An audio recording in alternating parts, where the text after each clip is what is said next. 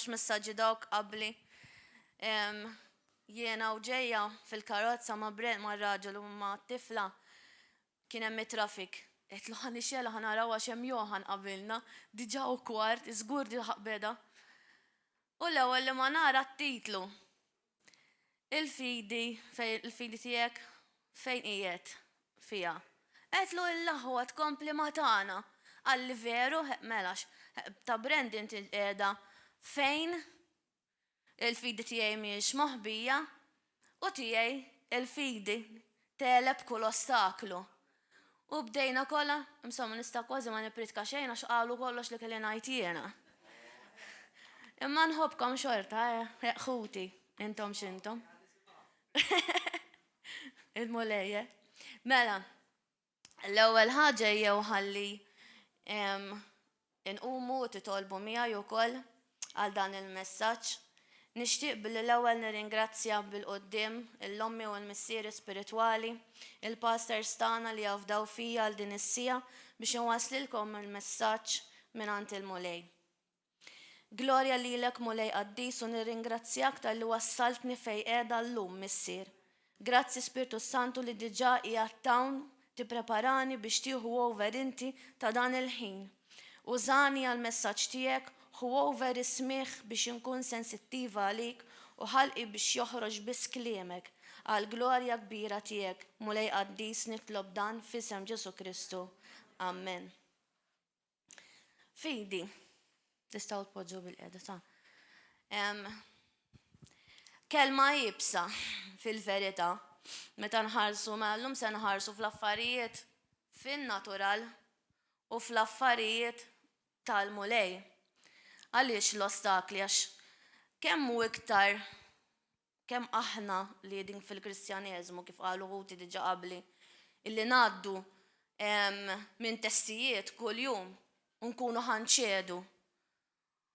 U in-naħa l-oħra nies illi fejn konna aħna wkoll niftakru illi meta tiġi għal fidi laqas biss ħarsu leha.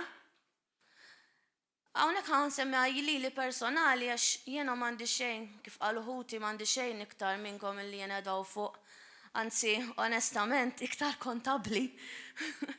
Però u nagħmel hawn nkunaw bil-biża' tal-Alla. Mela, ħanajdilkom għalfejn. Għax meta inti tkun fid-dinja, meta inti tkun laqqat, meta inti tkun laqqat ħafna bħalma qal ħija li qed tkun għaddejt minn separazzjoni. Nafx ġifieri għax huma missieri sseparaw u jien nafx kemm rajt. Ġifier ra l-att minn ta' ġenitur, jiena rajt l-att minn ta' tfal. Ir-raġel tiegħi u l-kunjata għadhom kemm tilfu l-raġel u l-missier. Kienet jibsa ħafna. Allura l-fidi dak il-ħin fejn tibda ġejjin it-testijiet hemmhekk diffiċli ħafna. Imma ejja naħsbu daqsxejn nara kulħadd dawn huma t-testimonjanzi li nkun għaddejjin aħna l-aħwa.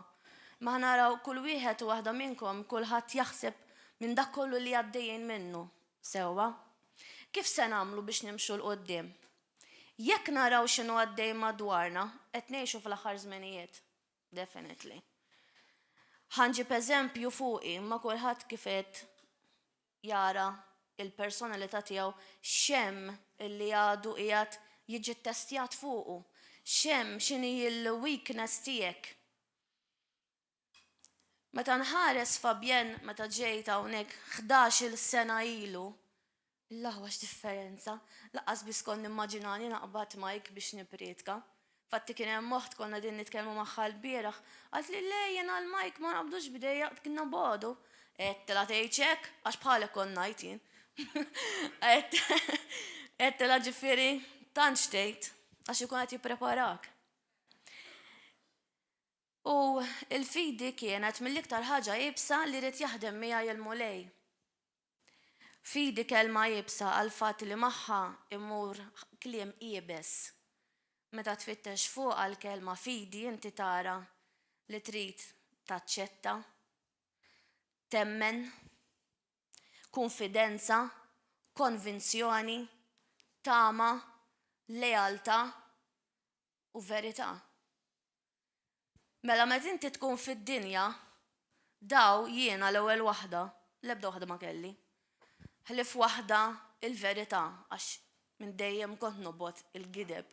Jiena aħjar tiġi tini daqqa ġew wiċċi, jew tiġi tgħid li ddejjaqtni jew hekk milli tikdibli. Kienet l-iktar ħaġa li nobgħod. Imma fil-verità l-affarijiet l-oħra l-għadu ħad li kull ma kien hemm kisser u farrak. U dejjem għadu biex jkompli jkissirni, dejjem għadu jikxef is-sigreti tal-familja.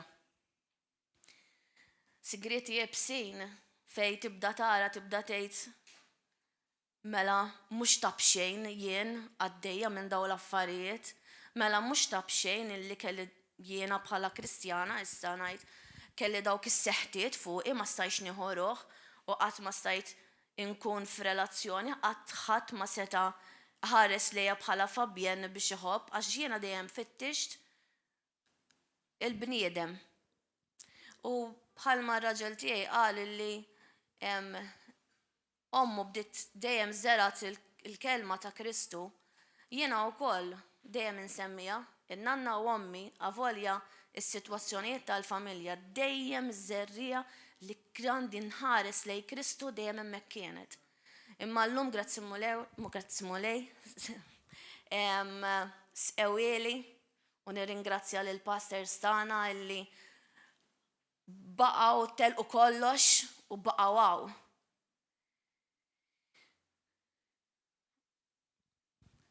Kif se nagħmlu? Biex dak il-persuna li hemm minn barra u aħna m'għandniex lem jew law. Ma nistgħux nkunu sieq ma' Kristu u sieq fid-dinja. Noqogħdu ħafna attenti għax meta jiġi l-kurrent ħajjieħdok, definitely. Sakemm ma ssibx il dawk l-aħwa illi jżommuk sod fi Kristu. M'għandniex inkissru l-xulxin, m'għandniex nippruvaw naqbżu minn wieħed għal ieħor. Le, din mhix xi ħaġa ta' kompetizzjoni, mhijiex xi ħaġa ta' livelli, imma għandna noqogħdu attenti xi jsir. Mela, li naċċettaw, kif ħanaċċettaw? Aħna bħala Kristjani, it-talb irridu nitolbu. Biex naċċettaw irridu nitolbu meta ġejna tlabna u aċċettajna l-Kristu biex ipoġġi fuq tron ta' qalbna. Kif ħanemmen, x'ħanemmen? X'hemm? Għandna s-salib, grazzi mulej. Għandna ktieb il-Bibja kollu kodba mimlijin imħabba lina. Pruvaw jeqirduh, anka lil Ġesu stess, pruvaw jeqirdu. Aħseb wara l-Bibja imma ma nqerdu qatt. U għal-fatt li ma nqerdu qatt, għal-fatt li huma ħajjin, dik hija kelma ħajja. Kelma ħajja li tkellmek kuljum. Kelma li kull darba li inti ħatħares lih vers jew paragrafu għax ma neħduhx vers imma neħdu paragrafu meta nistudjaw għax meta inti tieħu l-vrus jibdew ġejjin id-dubju u jibdew ħadd attakka lin-nies, le aqra l-paragrafu ħatkun taf x'inhu jgħid. U kull darba li taqrah dejjem għandek revelazzjoni tiegħu u revelazzjoni fuqek innifsek. Għax anka inti tkun għaddejjem id-diffikultajiet u hemmnuni jaħwa. Okay, il-mulej qed jgħidilna illi aħna jekk l-affarijiet qed naraw kollox għaddej ċar, kollox okay, kollox sewwa, mela inti fi Kristu m'intix qiegħed sew. Jiena u inti maħniex din sew jekk naraw kollox għaddejjin ċari. Hemm xi ħaġa li jekk inti mhix qed tiġi persegwitat, mela inti m'intix qed tkun trett għad-demonju. Inti qed tkun komdu għad-demonju. Mela dawk il-kliem huma kollha sbieħ illi rajna li naċċettaw li nemmnu imma għandna waħda oħra sabiħa. Il-konfidenza u l-konvinzjoni. Konvinzjoni fl-Ispirtu Santu. Għaxaw ħafna jillimitaw l-Ispirtu Santu, mentri fil-verità jkolli updates. Like, hello, x'intom tagħmlu? U diħannejt għax Brandon beda biċċa ta' konna fej il-baħar u marru jevangelizzaw iż-żazax. U kien hemm żazax, u dawn iż-żazax il-mispiċċaw evangelizzaw huma ta' Jehovah Witnesses. U fl-istess ħin rajthom verament rajt żazax kif naqbad ngħid, strict fil-kelma, jafu l-kelma, qed ngħidlek asnaf kif għaddew satejn ibbombardjaw li moħħi bid-domandi. Imma nista' ngħidilkom illi kieku Kristu mhux qiegħed miegħi, kieku l-Ispirtu Santu mhux qiegħed miegħi. Hawnhekk nista' naċċertawkom x'tgħid lit-tifla inti goldfish għax tinsa. Ninsa, jien vera ninsa. U li ma niktibx, ninsa. Ejt laħa ninsa. Ġifieri ngħidilkom minn hawnhekk quddiem kulħadd, teħdux għalija jekk ngħidilkom xi ħaġa u ninsa. Għax jiena ninsa fil-verità. U beda jistaqsina ħafna fuq it-Testament l-Antik, mill-bidu, u mbagħad mar li għas-Salmi, u mbagħad mar li għal-Testament il-ġdid. Ejjeni, qedlu ara, qedlu ilek tistaqsini domandi, qedlu dalam qedlu qasna f'x'kienu, għax kemm naf kemm ilna nitkellmu flimkien. Qedlu però jiena domanda waħda biss ħa nistaqsik. Għax għalihom Ġesuwa ġas profeta, mhuwiex Alla. Qedlu ma jien nistaqsik domanda waħda. Qedlu mela, jekk Alla huwa perfett. Sewwa, qedlu inti temmen li Alla huwa perfett, Alliva. Qedlu kelli jiġu bniedem perfett. Qedlu jekk dal-bniedem perfett, mexa fil-perfezzjoni. Qedlu mela għalik, Ġesu Kristu minnu? Minnu Ġesu Kristu? Għalli, that's a tricky question. Qedlu x-tricky question? Qedlu mux ngħidlek li ovvja. Qedlu jekk inti għalik il-perfezzjoni Alla. Ġesu Kristu li huwa perfett. Mexa fil-perfezzjoni. Mela x'inhu? Le għalli, tiqpa tgħid li xejn. Qedlu wisset ma inti l-ek sa tgħid ġennint li moħħi. Qedlu jien saqsejtek domanda tgħid li qaf ma rridx nisma'. Ejjieni, vera jien anke nsemmi aqta li nifsi. Mbagħad x'għamilna? Mbagħad kont qed nitkellem ma' tfajli ta' mbagħad ġajtu ġie Brandon, relax, jiekol u jien għadni qaskil tiegħi li kell kesaħ. U ġej u relax. Qedlu melejja, qedlu ejjejt. Nati. Insomma, għax aħna niċċajta fuq dawn l-affarijiet, fis-sens mhux niċċajta fuq l-affarijiet tal-mulejta. Imma nissapportaw il-xulxin b'mod illi mhux għax inti qed tagħmel ħażin. Le, għax jiena r-raġel. Aħna ma nimxux hekk, aħna nkomplu vera relax. Nista' ngħid. U meta kont nitkellem ma' tfajliet, qedtilhom ara tilhom jiena kont mort naqra x-xorti. Tilhom huwa u kienet l-iktar ħaġa ta' ħajti li għamilt. Qedtilhom issa li kieku inti qed tevangelizzali, orajt qed tgħidli l-kelma kif qed taħsibha inti. Qedtilha jien ma nagħmilx kif naħsibha jien, ma jien ħa nagħmilha li jiena ma nafx l-iskrittura, qedtilha inti ħadd tevangelizzali. Ħadd ressaqni lejn il-kelma x'qas lejn Kristu lejn Alla. Għalt li qedtilha u jiena mort naqra x-xorti.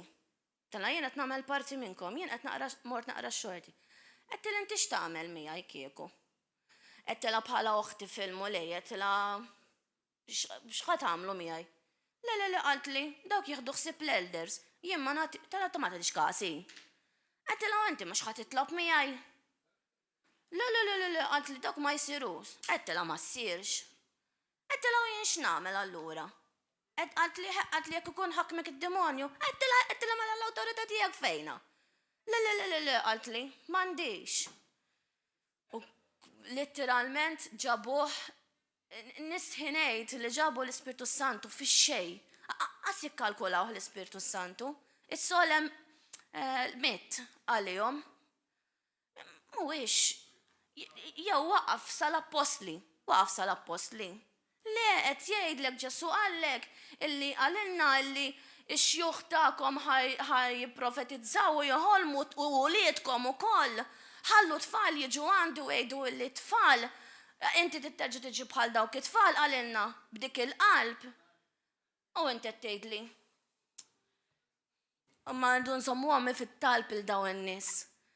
Għax ħaġoħra li qalu l-Brandon, il-mulej tifakkarili, illi l-infern ma jeżistix għal-jom ta' fej qalu li jgħat l-infern? L-infern. Kieku sewa hawnhekk l-infern, għax kieku xalata għaddejjin. Kuma kellniex għalfej, tu ma l-allura l-intom hawnhekk ġar. Dik apparti side note minn Ant Mario. Mhux minn għandi. Imma veru, unfortunately, għax l-irwiefen kollha ġol belt. Nissejtni Mario. Għalluna l-inferni, kiku sewa, ma l-allura, għal xieġġie dan, jekk intom għalikom dan bħala profeta u s-sallab. Jekk għanna bżonn id-dem tijaw biex aħna jinħafru n-dnubietna, ma dinix taħt il-testament l-antik li jinti jitaħt ta' dnub. Imma maħfur ħat iġi abjat silċ, jaħslek blaħmar u inti tiġi abjat. Fejqat, pal Mose, tela għal-40 jum u ħasbuħ il-limiet, imma nizel u iċċu jiddi. U jgħidlu ħabib tijaj. Dak il-ħabib tijaj. U għavolja, iż-żewġ mara barra mit-tribu tijaw, ma ħaddix kontra Mose, imma ħada kontra oħtu. Għaxi lila kienet ma tiflax, neħħa idu minn fuq għaw mardet.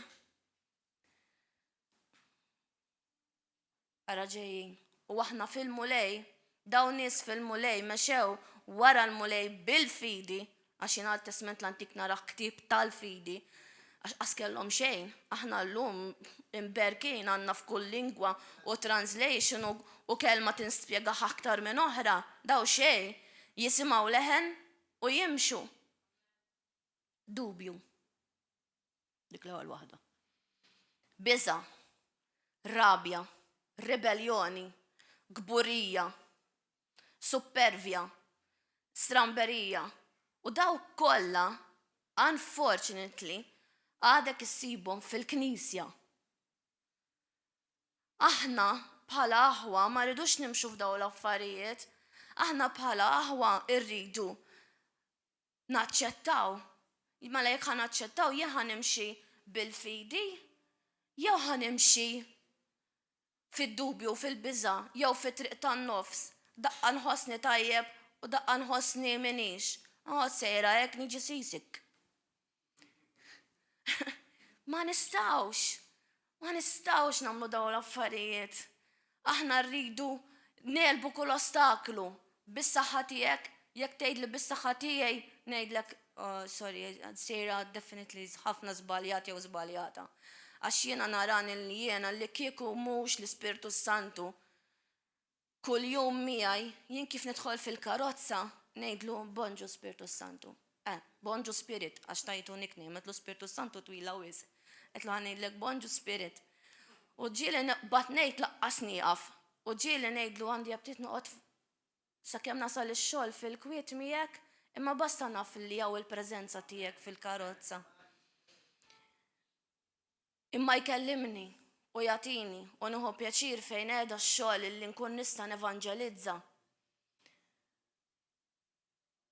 Kull fejn immur qed itini iktar kuraġġ li ma niqpax kelli low self-esteem ħafna jien qas nolli rasi minn mal-art. Miley baby kienet toqgħod tsellem il-kulħadd u jinsejra x-xoq tagħha. U ferriħija, hello, u jiena x-xoq tagħha nimxu. Daqshekk kont ġejt fi stat li jiena ma nollix rasi minn mal-art. Imma Kristu mhux ollieli. Ollieni. Ollieni ma mhux biex nieħu l-glorja jien, biex jara jien minn fejn inqlajt. U tajtu kollox li kelli jiena, l-ewwel sena li jiena kont ġejt il-fellowship ħadd minn beda jkellimni minn tal-familja tiegħi. Ħadd, konna jiena u Miley biss. Hekk bdejt. U sħabi telqu marriħ. Dispjaċir. Għax il-mulej jaf kif xinħoss okej, jaff il-ħass, imma u jridak fizikalment, emmek, bħalma qal il-bieraħ l-apostil Neville Goldman, his heart is here. Il-qalb tiegħu edaw, aħna rridu nkunu parti mdawrin ma' qalbu. U ħanaraw issa fejn għaddew mexew l-apostli ma' Kristu, kielu raqdu ċaċraw, hemm dak il-film The Chosen, għas komplejna ħin kollu nikbi, il-ħin kollu nikbi.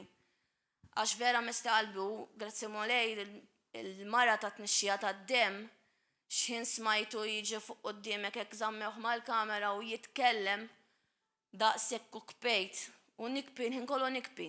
Allura biex nippreferi naqra milli nara hekk u nikbi. Il-ħin kollu nikbi. Imma għaliex, għax fil-verità jkun hemm ħafna iktar affarijiet x'inqaċtu. U daw l-affarijiet kif se nqaċtuhom? Nieħdu eżempju mill-appost li xamlu. U ma għadx id-dejja ċanfarhom, mela meta niġu korraġuti minn omna u missierna spiritwali, ma noħduhiex bħal offense. Ikun hemm fejn ikun hemm misunderstandings u jsiru l-offenses, imma darba ġratli illi ħadd offense u l-mulej poġġi konti da fuq wara bil-qiegħda u konti da rrabjata għalli le binti mhux hekk. Għalli ikkalma u ħalli li naħdem f'daw l-affarijiet. Għalli tiqbax irrabjata u jisa dak il-ħin bdiet kompli niżla l-glorja ta' Alla fuqi. Bdiet nħoss dik il-kalma. Ma' żmien minn dak il-ħin le ma bqatx ir-rabja imma urrieni x'kien hemm affarijiet iktar ostakli minn fuq wara għaddejjin. Għaxertu kultant bħalma qal ħija Johan ukoll naħsbu l-affarijiet ikunu mod, imma meta inti fil-verità tkun għaddej minnhom ħadd ma jkun jaf x'inhu jiġri minn wara l-kwinti, tixed tara quddiem hawn, mhux qed tara wara ma tkunx taf.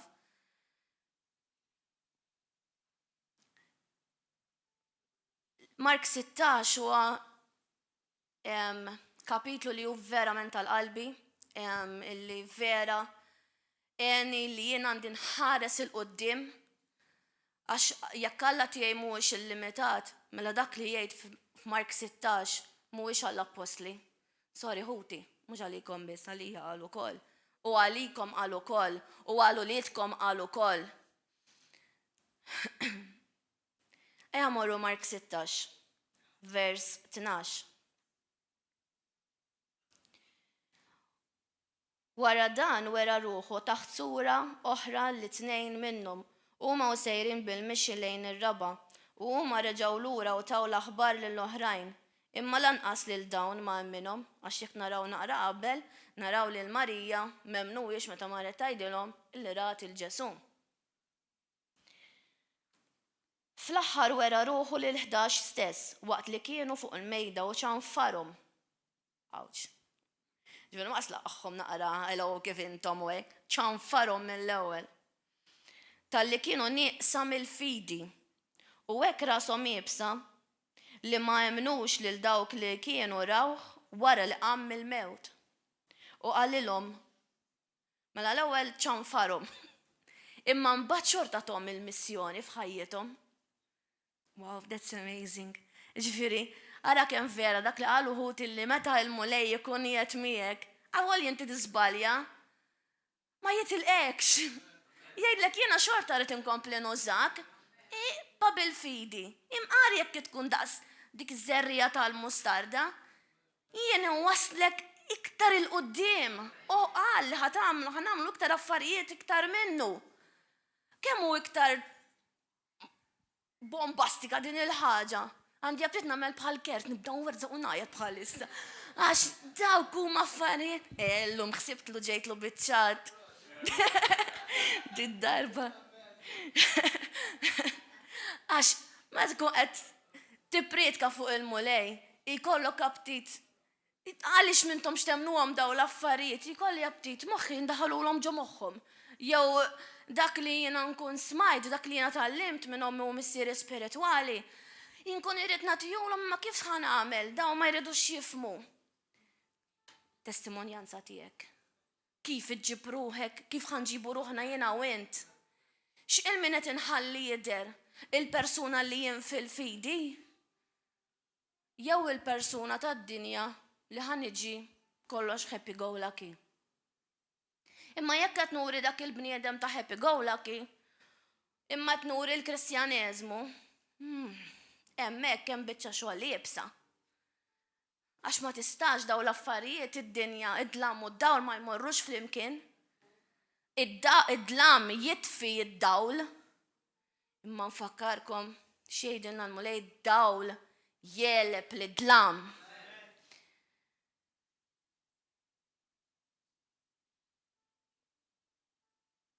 Vers 15.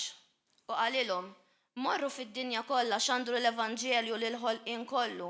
Min jemmen u jitgħammed isalva, iżda min ma jemminx ikun ikkundannat.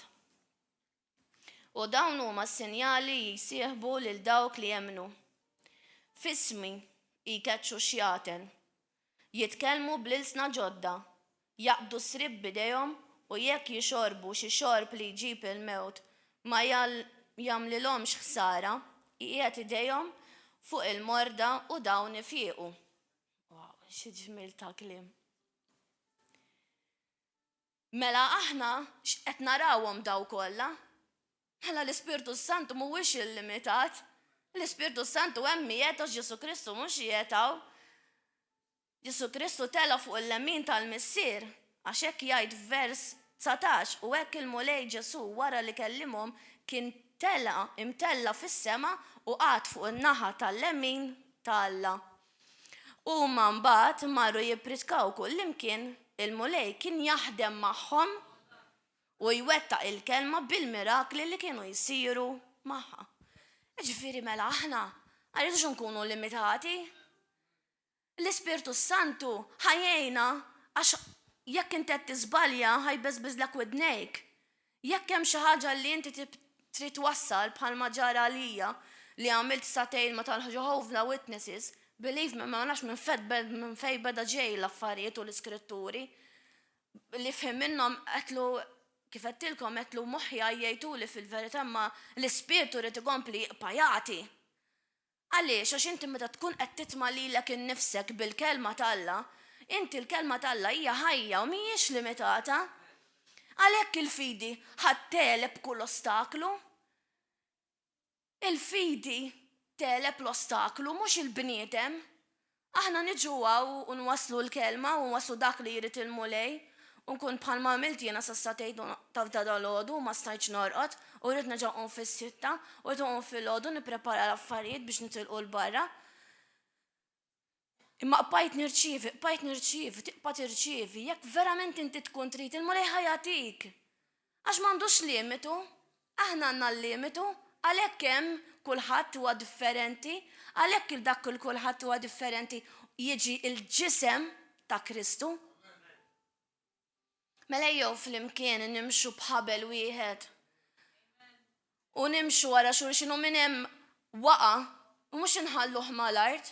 Jew ngħidu għax reġa' waqa' u reġa' waqa' u reġa' qam u reġa' telaq u niqpaw. Jiena u Brandon ġieli morna tal-jut u laqqas jut wieħed ma kienu kun hemm. Ħlifet tifla tagħna ovvjament għax ikollha tiġi bil-fors. Imma bajna xorta mmorru.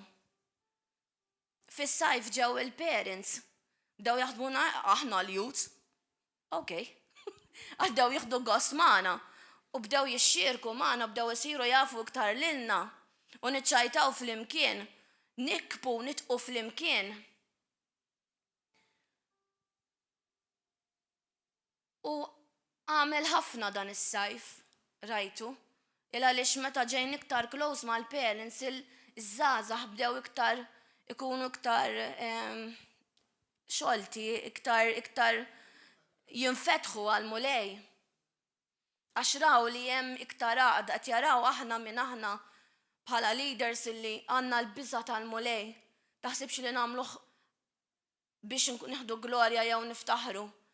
Imma ma trix taqta' qalbek jekk inti għandek ministeru, jekk inti ma tara xejn fih, mhux int mela bħalma qalinna hija.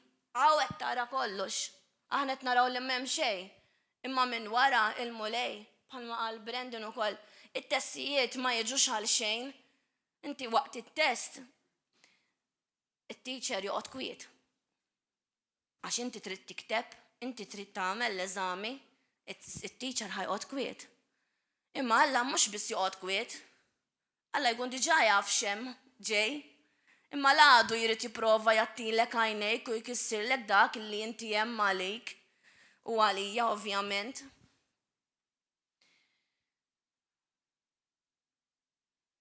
U daħ naraw eżempju wkoll ta' dubju. Miskin Tomas baqatlu it-timbru, x'infatti meta ġilli ma kienx qatt ma jemminx ngħidulu jissek Tomas. Miskin. Naħseb wieħed mill-iktar persuna wara l-mulej ovvjament li baqa' jissemma. Ma tortija u m'hemmx. Morru Ġwanni 20. Vers 24. Tomas wieħed mit-tnax jgħidulu t-tewmi ma kienx magħhom meta ġie Ġesu. Għalhekk id-dixxipli l-oħra qalulu, rajna l-mulej, iżda hu qalilhom, jekk ma narax fideh il-marka tal-imsiemer u ma nqiegħedx sebej fuq il-marka tal-imsiemer u iedi fuq ġenbu, jien ma nemminx. 8 ijiem wara d-dixxipli reġgħu kienu ġewwa. U Tomas magħhom. Il-bibien kienu magħluqa imma Ġesu daħal għad f'nofshom u qalilhom Isliem għalikom. Imbagħad qal lil Tomas, ġib sebek hawn wara jdejja u ressa idek u qiegħda fuq ġenbi. Tkunx bniedem bla fidi.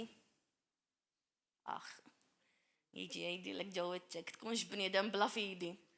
Alla tgħidlek hekk, kieku nġiġilhom idħol taħt il-mejda l-kunista. Wieġeb Tomas u qallu, mulej tiegħi, il-wiċċ tost, mulej tiegħi u Alla tiegħi. Qallu Ġesu, emmint, għax rajtni, ġifieri xorta, tajjelu. Ħenjin dawk li ma rawx u emnu.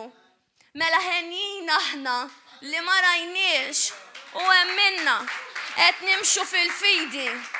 Il-fidi ħateleb l-ostakli. U qallhom darba minnhom meta ma setawx ikettxu xitan minn bniedem. Iwa kien ħandhom magħkom. Quddiem dawk in-nies kollha. Ġesu qed jgħidilhom il-verità fuq kollox, iwa kien ħandhom magħkom. Imma xorta. Ġesu stess kien isum għax kien jaf li għandu bżonn iktar qawwa minn missieru, minn missierna fuq kollox għax aħna lil Alla ngħidulu Alla l-missier, Abba Fader, Papa. Daw mexew miegħu. U kienu jarawh l-eżempju.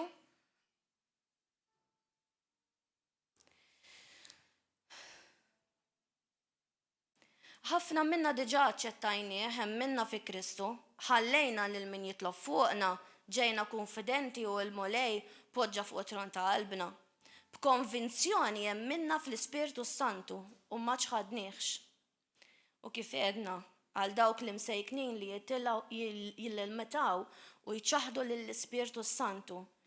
Ejjew flimkien ħanaraw x'qal Ġesu meta inti tillimita l-Ispirtu Santu.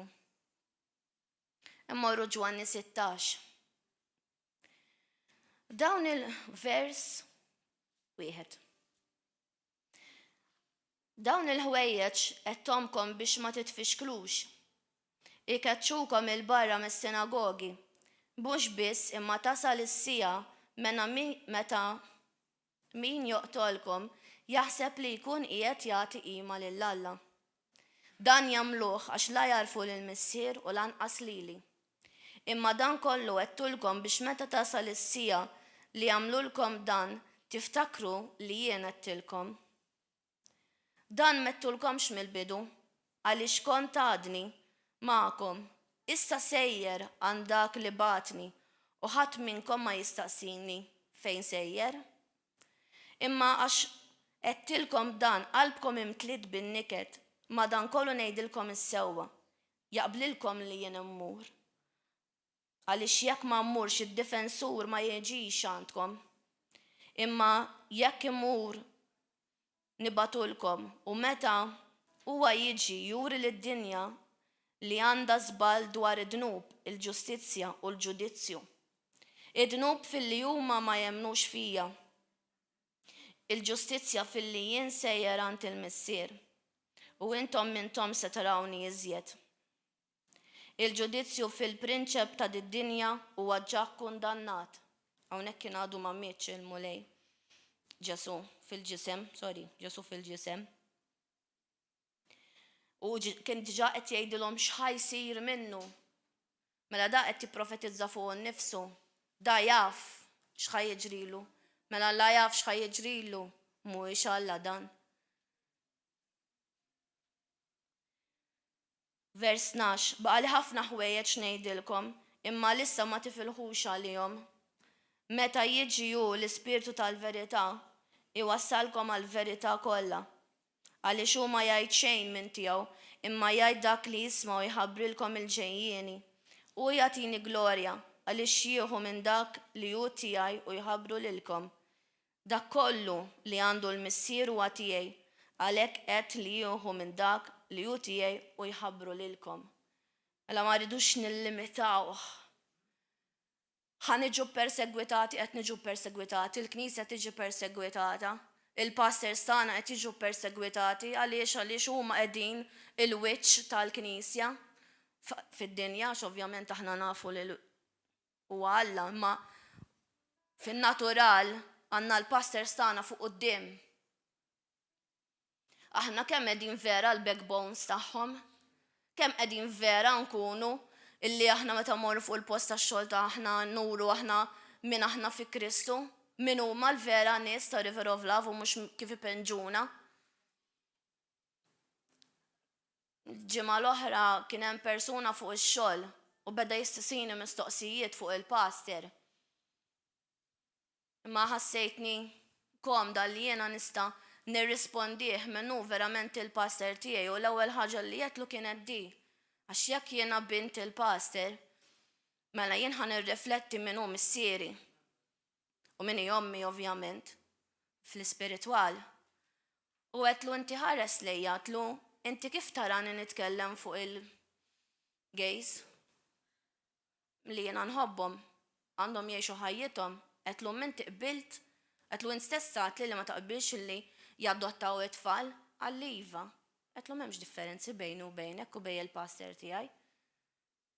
Għax huma missieri spiritwali dak li jiena ngħid hawnhekk jgħidu huma aħna pinġewna għax intom hekk u intom hekk u intom bla qalb u intom hekk. Mela aħna din nippruvaw ngħidulhom għex ħajtek imma ħa wasallek il-Kristu għax jiena ma rridekx tmur l-infern.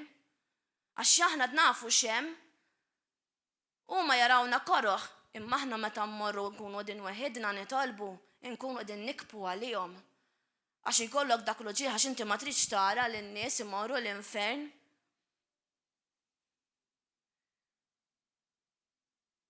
Irridu nafdaw u nimxu bil-fidi għax il-fidi se tkisser l-ostakli.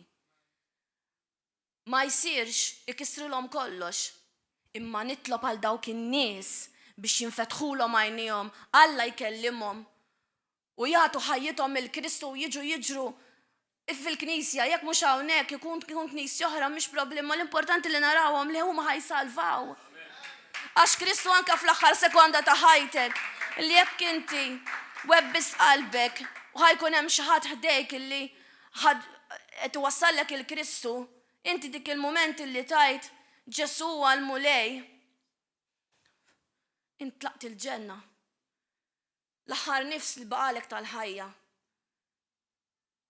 Ġesu u għal-mulej. Jiena nemmen intlaqt il-ġenna minn flok mort fl-abissi tal-infern. U tara daw it-testimonjanzi ta' tfal żgħar, babies, niggustom, Jesus is coming, Jesus is coming. Oħrajn f'sodda tal-isptar, toddlers. Abdet twerza u tajja abdet tifla jħassra. Jesus is coming, Jesus is coming. Tell them do not to li ma jmur biex ma jmurrux l-infern. Ejdilhom biex ma jmurrux l-infern waslu l-kelma. Tfal ta' daw, x'qal Ġesu? U lidkom se jiprofetizzaw, se joħolmu ħolm. Qed issir titwettaq il-kelma.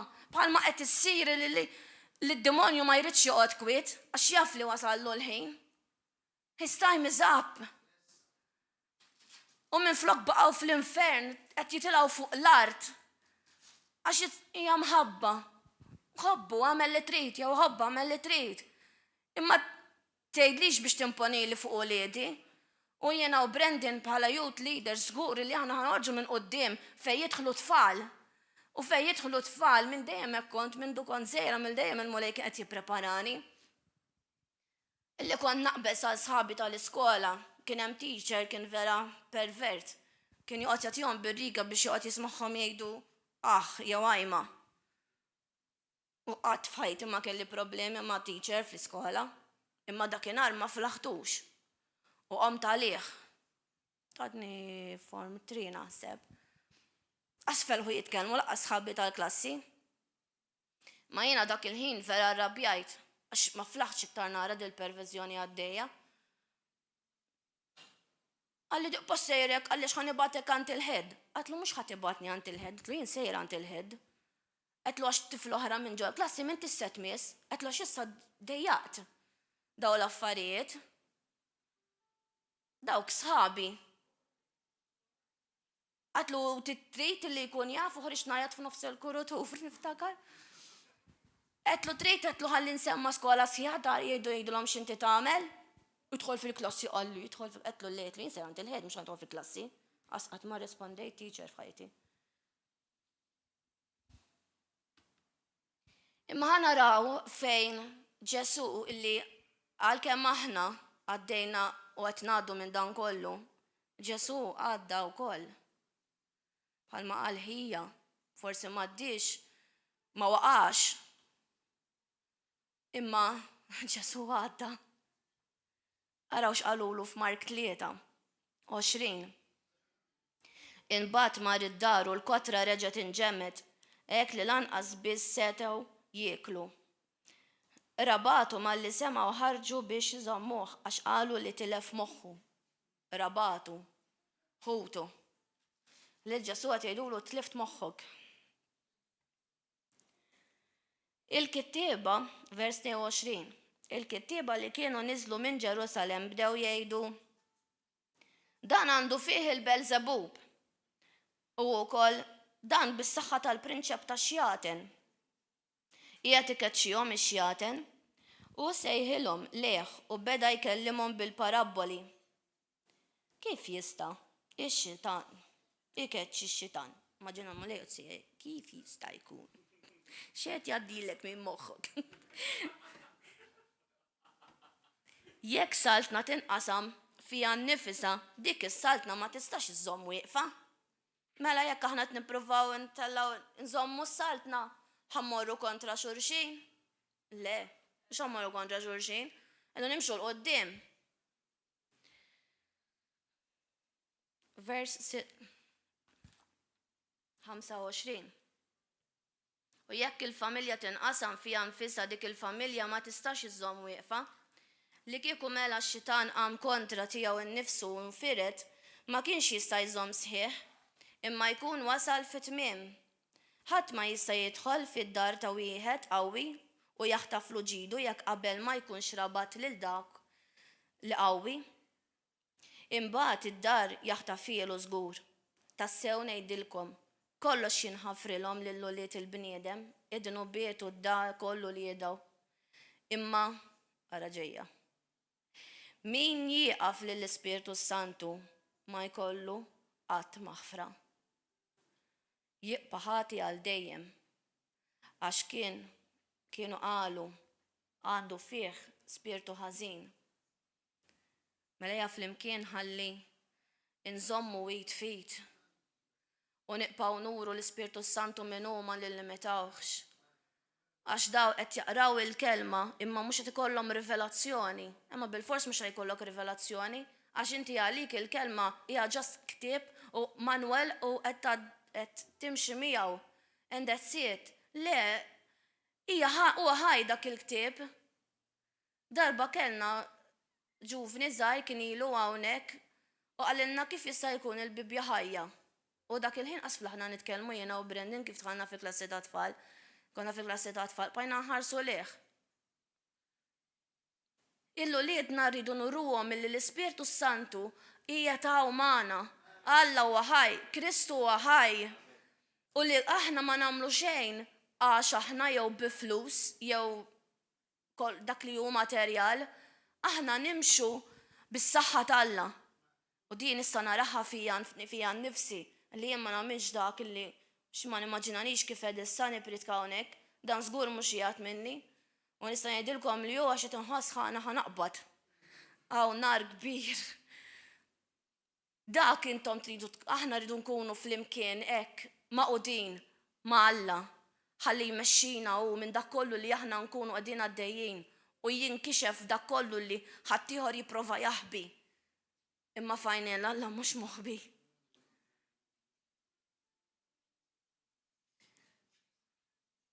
Għalhekk ejja ħalli naraw Brendan semmi għal Efesin 6.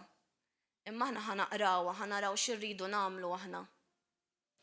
Nilbsu l-armatura biex niġġieldu kontra l-ħażin. Efesin 6:10. Mill-pija twettqu fil-mulej u ssaħħu bil-qawwa tiegħu. Ilbsu l-armatura ta' Alla biex tkunu tilħu tieqfu għat nassis tax-xitan. Għax il-ġlieda tagħna mhijiex kontra d-demm u l-laħam, imma kontra s-setat, kontra l-qawwiet, kontra l-prinċipijiet ta' din id-dinja ta' dlamijiet, kontra l-ispirti ħżiena li jagħmru fil-wisa ta' smewwiet. Għalhekk ħudu fuqkom l-armatura ta' Alla, ħalli tkunu tistgħu tieqfu fi żmien il-ħażin u wara li tkunu għamiltu ħilitkom kollha, iżommu waqfin. Żommu sħiħ mela. Ħażmu ġembejkom bil-verità, ilbsu l-kurazza tal-ġustizzja u xiddu riġlejkom bil-ħeġġa tal-Evanġelu tas-slim. Ħudu fidejkom mit-tarka tal-fidi li bija tista' titfu l-veleġeġ kollha tan-nar tal-ħażin. Ilbsu l-elmu tas-salvazzjoni u għaqdu x-xabla tal-Ispirtu li hi l-kelma tal-Alla, il-Bibja li għandna fidejna. Itolbu dejjem fl-Ispirtu b'kull xorta ta' talb u f'kull ħtieġa isru fih bla ma tieqfu u jitolbu għal ħtiġijiet tal-qaddisin kollha. U hawnhekk dan Pawlu jgħidha lill-poplu ma ħnejdilkom għalina wkoll għal min jitla' jippretka għal dawk li jevanġelizzaw fit-toroq. Itolbu għalija u għal ħutna. Ukoll biex meta niftaħ fommi tingħata l-kelma ħalli b'wiċċi minn quddiem inxandar il-Ministeru tal-Evanġelu li tiegħu jien l-ambaxxatur fil-ktajjen. Jalla jien nxandar inkun nista' nkellem b'wiċċi minn quddiem kif għandi nagħmel. Sar il-ħin għal-talba. Ħanitolbu flimkien ħanaraw il-mulej għalli biex naqqat dan it-talb dawn huma vrus imbagħad min ikun jixtieqhom jgħiduli u ngħidu u innagħtijelkom. Ridni naqqat daw dal-għodu fis-setejta fil-għodu. Sija u nofsa fil-għodu. Dan il-messaġġ għalkemm il-messaġġ kien kollu għalina kollha, imma dan huwa kliem il-mulej biex jgħidilna aħna x'aħna li aħna ħenjin, aħna mberkin. U x'ħanirtu minn dan kollu. Għaliex qed nagħmlu dan kollu, x'ħajwassalna, fejn ħanaslu. U l-mulej Alla qed jgħidilna dan. U issa wlied jisimgħuni, imberkin dawk li jżommu matriqati, isimgħu it-tagħlim u kunu għarrif u la titraskurawx. Imbierek il-bniedem li jismani, jisħar kuljum wara bwiebi, jistenna fuq l-għadba ta' biebi. Għax min isibni jisib il-ħajja, u jaqla l-ħniena tal-mulej. Iżda min jidneb kontra tiegħi jagħmel deni lil ruħu kull min jobodni iħobb il-mewt. Imberkin il-foqra fl-ispirtu għax tagħhom is-saltna ta' smewwiet. Imberkin l-imniktin għax għad jitfarġu. Imberkin dawk li għandhom il-ġuħu laċ għal-ħaq għax għad ikunu mxebbejn. Imberkin dawk li jħennu għax għad isibu l-ħniena. Imberkin dawk ta' qalb safja għax għad jaraw l-mulej. Imberkin dawk li jġibu l-paċi għax għad jissejħu u liet il-mulej. Imberkin dawk li huma persegwitati minħabba l-ħaq għax tagħhom hija s-saltna ta' smewwiet. Imberkin intom meta l-bnedmin jajrukom u jippersegwitawkom u jgħidu minn kull deni fuqkom bil-gideb minħabba fija. Imbagħad jgħid is-sultan lil dawk li jkunu fuq il-lemin tiegħu fuq din naħa.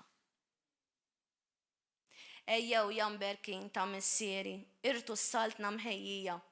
Imbagħad jgħid is-sultan. Imbagħad jgħid is-sultan lil dawk li jkunu fuq il-lemin tiegħu. Ejjew jamberkin ta' missieri, irtu s-saltna mħejjija. Għalikom it-tisjis tad-dinja. Għax kelli l-ġuħ u tajtuni niekol, kelli l-aċċ u tajtuni nixrob, barrani kont u l-qajtuni, arwien u l-bistuni, marit kont u zortuni fil-ħabs u ġejtu tarawni. Imberkin imma aktar, imberkin dawk li jisimaw il-kelma tal-Alla u jħarsuha, imberkin dawk li ħtijietom maħfura u dnubietom mottija. Imbierek ir-raġel li l-mulej ma jodlux id-dnub.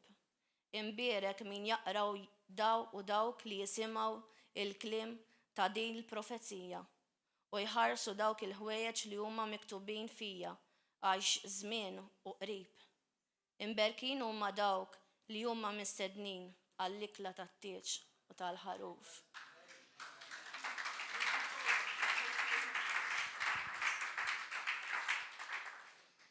Bekk aħwa, ejjew ħalli nqumu flimkien, ħanitolbu flimkien nirringrazzjaw il-mulej għal dan il-wirt u nagħtsu ruħna fil-fidi biex inkunu nistgħu nelbu kull ostaklu li għadu jipprova jaddina minnu kuljum.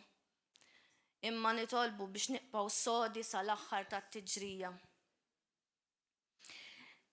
Kulħadd jgħidha personali. Tajjeb ħanejda magħkom jien ukoll.